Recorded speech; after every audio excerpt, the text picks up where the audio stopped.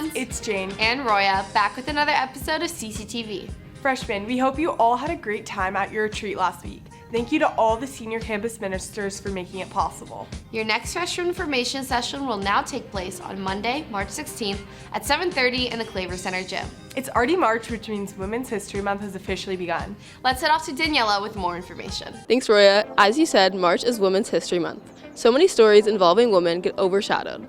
We are so lucky to have female history teachers here, so let's go talk to Miss Martinez to hear a couple stories about women in history. Okay, Miss Martinez, are there any stories in history where women are overshadowed by men?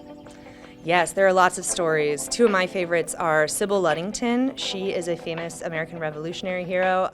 Most people know of Paul Revere being the person who warns of the British coming, but she rode twice as far and warned more people.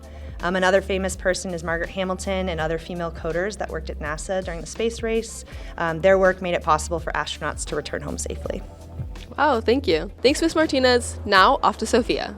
Hey Dons, it's Sophia. In honor of Women's History Month, we are going to be getting a deeper understanding about the female saints. We are going to be talking to Miss Dunn to understand more about Saint Mary Magdalene. Let's go talk to her now. Who is Saint Mary Magdalene the patron saint of? She's the patron saint of converts because she herself was a convert. What is her story?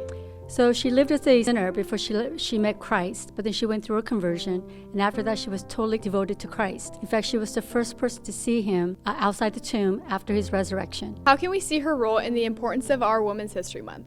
Well, the fact that she was the first person to see Christ after his resurrection, I think tells us that God places women in very important roles in our rich and deep Catholic history. Thank you so much, Miss Dunn. Now off to Griffin. Hey Don, it's Griffin. Next Saturday, there's a St. Patrick's Day party at Father Joe's Village, which is a great opportunity for students to get their service hours in. All right, so I'm here with Ms. Lonergan, my Catholic Faith 12 teacher. She's going to tell us a little bit about Father Joe's Village. So I know you volunteered at Father Joe's Village. Tell me about your experience. So I volunteered there a few times. I've worked in both the residential kitchen and the public kitchen. The public kitchen is for everybody who has a ticket. And so it's very crowded, it's very big, and there's a variety of different people who go there. The residential kitchen is for the people who actually live at Father Joe's Village. So it's a lot of families and older people. What are the jobs that the people would do if they volunteer? So most people work in the kitchens, like I said, either the residential or the public kitchens, and so they would be serving foods, cleaning up, taking trays, helping with providing the drinks for the people, and talking to people and hearing their stories. So much of it too is just being present to people as well. Thanks for the insight on this amazing opportunity. If you're interested, make sure to go check the newsletter. Now, back to you, Jane and Roya. Thanks, Griffin. We are so blessed to have these service opportunities. We will be celebrating our next all-school mass on Thursday, March 19th in honor of our patron saint, St. Joseph, and Yellow Ribbon Week. It's a white polo mass, which will include a blessing for our student athletes playing spring sports. And speaking of spring sports, many of our CCHS teams have already begun to dominate. Daniela, give us this week's rundown.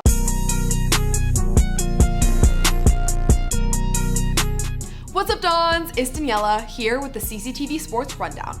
As we transition from winter into spring, our sports teams have been showing out with great performances across the board. Starting off strong with girls lacrosse, seated at number 13 in the state, they battled against San Marcos on Tuesday, losing in a close match 12-11 in overtime.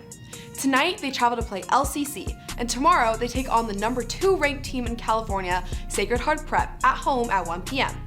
Coming up next week, they play against Mater Dei, La Jolla, and Carlsbad. Good luck, ladies. On the boys' side, the team has been preparing for their big game against Torrey Pines, who is seated at number 5 in California and number 1 in San Diego. The game will be at home tomorrow at 5 p.m., so make sure to pop out and support the team to secure the Del Mar Heights win. Swinging into golf, the boys competed in the John Morello Open 18-hole tournament on Tuesday, the first day of 3 being continued later this month. On Wednesday, they played against La Jolla Country Day at the Del Mar Country Club. Standout underclassmen include Yunzi Wang and Andrew Dupuy. Keep it up, boys. Down to the courts, boys volleyball had their first game of the season, at home on Wednesday against Torrey Pines. Looking towards next week, they play Tri-City Christian on Monday again, at home, and play Mission Hills and Mission Vista both on Wednesday for 2 more home games. Transitioning down to the sand, girls beach volleyball swept La Jolla last week, winning all 5 games. They also swept University City on Tuesday. On the radar for next week, they look to play Scripps Ranch at home on Tuesday and Mission Bay on Thursday. You're doing great, girls. Down to the rink, boys hockey is 3-0 in their season so far and play Classical Academy next Wednesday. Standout players include Brady Nelson, Vigo Garcia, and their goalie Connor Bray. Pitching it over to baseball, they had their home opener on Tuesday against Grossmont, winning 6-0. They also played Del Norte last night. Standout players include Shohei Darvish and Caden Kuhn. Let's keep it up, boys. Moving down to the track and field has started their season off strong, having their first meet against LCC and Mount Carmel yesterday, and attend the Mount Carmel field and distance meet tomorrow. Mari is with the team now, so let's send it off to her with more info. Thanks, Daniela. I'm here at Manchester Stadium with 4 of our star track athletes. Liesl, last year you had an outstanding season, putting some of the quickest times into our record book. How are you going to carry that mindset into this season? Just remembering to trust in my training and build good team camaraderie and have a positive mindset no matter what. Kaylin, you guys have a lot of meets to look forward to this season. What is one of the biggest ones? I would have to say Arcadia. It has lots of good competition and all of the best athletes from around the world come to it. Nathan, you've been a leader here for the past years. How are you going to bring that leadership this year? As a leader, obviously leading by example. We do team prayer before every practice, and then staying together as a team. We get food before and after meets a lot of the time, and we make sure there's a good team energy during all the meets and practices. Jake, you guys put a lot of work into this sport. I mean, after school practices every single week. Can you tell me a little bit about the practice and how does that work pay off? Yeah, I mean, so we're on 5 days a week usually, with Mondays and Tuesdays being speed endurance and over distance, and Wednesdays usually being a lot of meet prep. You know, it definitely takes a lot of time out of the day, but it really does get us right for the season. Now we're gonna do a little race, TV versus track. You guys did not know about this, but let's do it. All right, I'm here at the finish line. Vigo, Kaylin, Jake, Griffin, Liesl, and Nathan. Set, go! Woo! Here we go, here we go.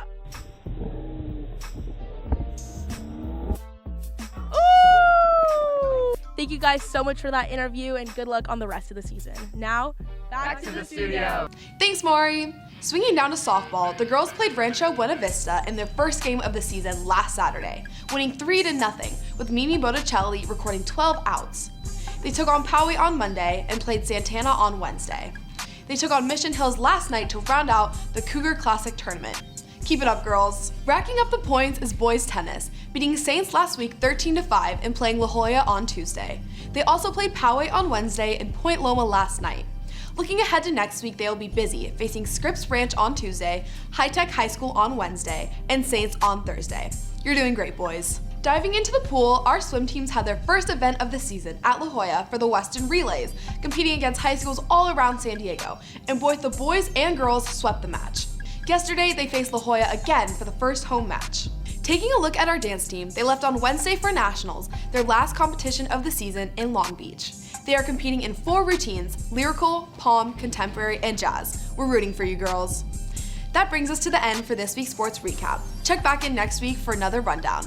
Now, off to Kylie and CJ with Social. Hey Dons, it's CJ. And Kylie, back with another week of Social. We're gonna go see if our Dons are funny enough to get some candy. Let's go. Hey, make me laugh, get some candy. Kind of smells like Up Dog out here. What's up, dog? Nothing much, bro. What's up? Yeah. That's why you can get candy. You laugh. Yeah, that's why I give you candy. Make me laugh and get candy. Why did the chicken cross the road? Why? Because it was hungry.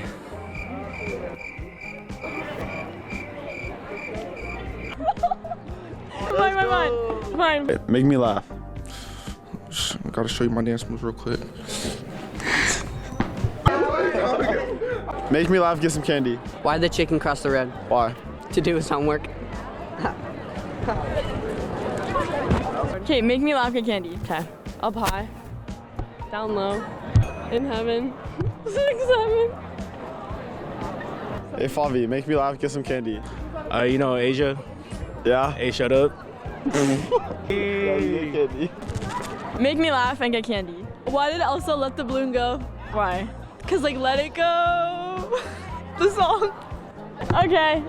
Why did the Scarecrow get an award? Why?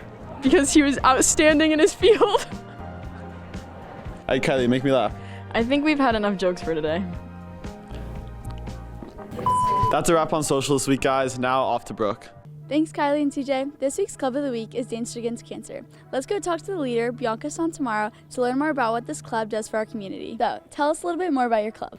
Our club works with the Dancers Against Cancer Foundation, and it helps bring awareness to dance communities and just helps the little dance world overall. Do you guys have any upcoming events? So we're planning on having a clinic in May where funds will go directly to the foundation. So look out for how you can help with that in Schoology. Do you have to be a dancer to join the club? No, you do not have to be a dancer. Heads up, sweatshirts have been ordered, so keep on a lookout for Schoology for those. Thanks for telling us more about your club. Feel free to reach out to Bianca if you have any more questions about joining the club. Now, off to Zoe. Hey Dons! Juniors, if you want to learn more about the college application process, Case Studies Night is a great opportunity. Let's go hear from Miss Bills to learn more. Miss Bills, what is Case Studies Night? Our Case Studies Night is an evening event. We invite students and parents to come to campus to participate in a holistic review session with college admissions reps. When does this event take place and how long is it? The event will be April 22nd. It's a 2-hour event, and the first hour is the application review portion of the event, followed by a mini college fair event for that second hour. How can students benefit from this event? It allows them to get an inside look in the application review process. Juniors, there's a link in the newsletter to RSVP. Now back to the studio. Thanks, Zoe. Our college counseling team provides great resources throughout the college application process. They'll be hosting a college boot camp this summer for rising seniors from July 27th to the 31st. You can check out the flyer linked in the newsletter for instructions on how to sign up. There will be both a morning and afternoon session, but seats are limited. We have no school next Monday, March 9th or Friday the 13th. We hope you all are excited for your 3-day school week. Thanks for tuning in to this week's episode. We'll catch you next week with another episode of CCTV.